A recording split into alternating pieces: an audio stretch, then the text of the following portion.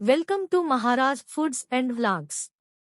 ఈరోజు మన కిచెన్లో ఎంతో సింపుల్ అండ్ టేస్టీగా కోడిగుడ్డు ములక్కాయ కూర ఎలా వండాలో చూసేద్దాం రండి. ముందుగా బండి తీసుకుని 3 టేబుల్ స్పూన్స్ ఆయిల్ వేసుకోవాలి.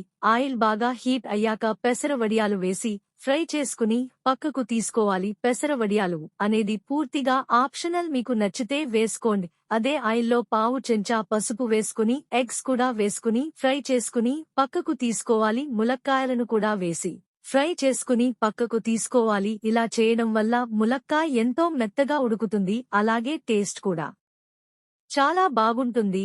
ఆ నూనెలోనే 3 తరిగిన ఉల్లిపాయలు, 5 పచ్చిమిర్చి, కరివేపాకు వేసి గోల్డెన్ బ్రౌన్ కలర్ వచ్చేదాకా వేపుకోవాలి. అందులో 2 తరిగిన టమాటాలను వేసుకుని కలుపుకోవాలి.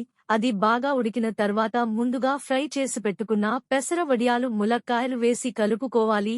ఆయిల్ సెపరేట్ అవుతుందన్నప్పుడు 1 tablespoon salt, 2 tablespoon కారం వేసి మిక్స్ ఎగ్స్ కూడా వేసుకుని మిక్స్ చేసి మూత పెట్టి ఆయిల్ సపరేట్ అయ్యేదాకా వెయిట్ చేసి అప్పుడు మనం ముందుగా నానబెట్టుకున్న చింతపండు రసాన్ని వేసుకుని కలుపుకోవాలి. మూత పెట్టి 10 నిమిషాల పాటు మీడియం టు లో ఫ్లేమ్ లో పెట్టి ఉడికించుకోవాలి. గ్రేవీ దగ్గర పడ్డాక ఒకసారి టేస్ట్ చూసుకుని కొత్తిమీర వేసుకుని మూత పెట్టి 2 మినిట్స్ ఉడకబెట్టి స్టవ్ ఆఫ్ చేసుకుంటే అంతే. చాలా సింపుల్. వేడివేడిగా అన్నంలోకి చాలా అంటే చాలా బాగుంటుంది.